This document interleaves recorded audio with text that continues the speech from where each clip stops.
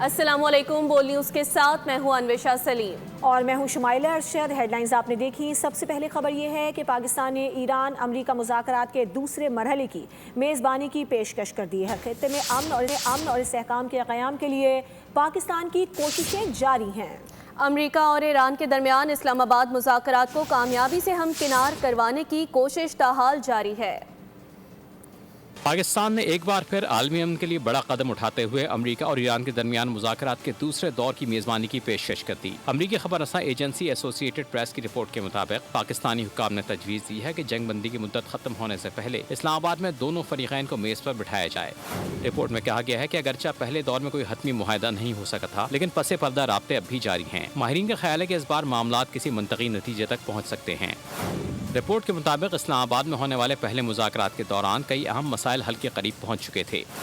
ایک مشترکہ frame work کا اعلان بھی ہونے والا تھا، مگر اچانک امریکی وفد نے وہاں سے رخصتی کا فیصلہ کر لیا۔ امریکی خبر رساں ایجنسی نے پاکستانی عہدیدار کے حوالے سے بتایا کہ امریکہ اور ایران کے درمیان مذاکرات کا دوسرا مرحلہ اسی ہفتے ہو سکتا ہے۔ غیر ملکی خبر رساں ادارے کی رپورٹ میں دعویٰ کیا گیا ہے کہ امریکی حکام جنگ بندی کے میعاد ختم ہونے سے پہلے ایرانیوں کے ساتھ دوسری ملاقات پر غور کر رہے ہیں۔ ادھر ریپبلکن رہنما ساجد تارڑ نے دعویٰ کیا ہے کہ واشنگٹن میں صدر ٹرمپ کے دورہ پاکستان کی چمگوئیاں ہو رہی ہیں۔ امریکی صدر ٹرمپ اسلام آباد کا دورہ کر سکتے ہیں، تاہم یہ ظاہر نہیں کیا گیا کہ صدر ٹرمپ کی ممکنہ پاکستان آمد ایران سے مذاکرات کے براہ راست سلسلے سے مربوط ہوگی یا نہیں۔ صدر مملکت آصف علی زرداری اور وزیر اعظم شہباز شریف کی ملاقات۔ صدر مملکت نے امریکہ ایران مذاکرات کی میزبانی میں پاکستان کی انتھک کوششوں کو سراہا۔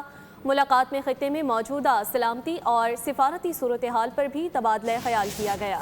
وزیر اعظم نے صدر مملکت کو ایران اور امریکہ کے درمیان تمام پہلوؤں پر اعتماد میں لیا۔ صدر مملکت کو پاکستان کی ثالثی سے ہونے والی پیش رفت سے متعلق بریفنگ دی گئی۔ صدر مملکت نے وزیر اعظم، نائب وزیر اعظم اور فیلڈ مارشل کی کاوشوں کو سراہا۔ صدر مملکت نے عالمی امن کے فروغ میں پاکستان کے تاریخی کردار پر بھی روشنی ڈالی۔ امریکہ کے ایران سے مذاکرات ختم نہیں ہوئے، بلکہ امریکی پیشکش پر ایران کے جواب کا انتظار کیا جا رہا ہے۔ امریکی نائب صدر جے ڈی وینس نے اسلام آباد مذاکرات کی اندرونی کہانی بیان کر دی۔ غیر ملکی ٹی وی چینل کو انٹرویو میں جے ڈی وینس نے واضح کیا کہ اسلام آباد مذاکرات کے بعد سے گیند ایران کے کورٹ میں ہے۔ ایران کو فیصلہ کرنا ہے کہ آگے جانے کا راستہ کیا ہوگا۔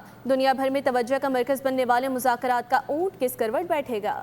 امریکہ اور ایران کے مذاکرات ناکام نہیں ہوئے، اسلام آباد مذاکرات میں نمایاں پیش رفت ہوئی۔ امریکی نائب صدر نے مذاکرات کی اندرونی کہانی بتا دی۔ جے ڈی وینس نے کہا کہ ایران کے ساتھ اسلام آباد مذاکرات میں نمایاں پیش رفت ہوئی ہے۔ غیر ملکی میڈیا کو انٹرویو دیتے ہوئے جے ڈی وینس کا کہنا تھا کہ ایران کے ساتھ بات چیت مثبت رہی اور متعدد اہم امور پر پیش رفت دیکھنے میں آئی۔ پہلی بار تھا کہ ایرانی اور امریکی حکومت نے اتنے اعلیٰ سطح پر ملاقات کی۔ ایران کی موجودہ تاریخی غیرت میں بھی پہلی بار ہوا ہے۔ انہوں نے ایران کے ساتھ مذاکرات کے دوسرے مرحلے کے حوالے سے بات کرتے ہوئے کہا کہ اب گیند تہران کے کورٹ میں ہے۔ یہ ایران پر منحصر ہے کہ وہ آگے بڑھنے کے لیے کیا اقدامات کرتا ہے۔ نائب صدر نے دعویٰ کیا کہ ایران کبھی بھی جوہری ہتھیار حاصل نہیں کر سکتا اور یہی امریکہ کے لیے سرخ لکیر ہے۔ جے ڈی وینس نے آبنہ ہرمز کی صورتحال پر بات کرتے ہوئے کہا کہ امریکہ کو توقع ہے کہ ایران اس اہم بحری گزرگاہ کو کھولنے کے لیے اقدامات کرے گا، جو عالمی توانائی کی ترسیل کے لیے نہایت اہم ہے۔ اسلام آباد مذاکرات حتمی نتیجے تک اس لیے نہیں پہنچ سکے کیونکہ امریکہ نے نیک نیتی کا مظاہرہ نہیں کیا۔ ایرانی صدر مسعود پزشکیان کی فرانسیسی صدر میکرون سے ٹیلی فونک گفتگو، کہا کہ امریکہ نے مذاکرات کے دوران زیادہ سے زیادہ مطالبات پر اصرار کیا۔ یورپ اور امریکہ کو بین الاقوامی قوانین کی پاسداری پر آمادہ کرنے میں تعمیری کردار ادا کر سکتا ہے۔ دھمکیاں، دباؤ اور فوجی کارروائی سے خطے میں صرف امریکہ کے خود ساختہ مسائل بڑھیں گے۔ تنازعات کے حل کے لیے سفارتکاری ترجیحی راستہ ہے۔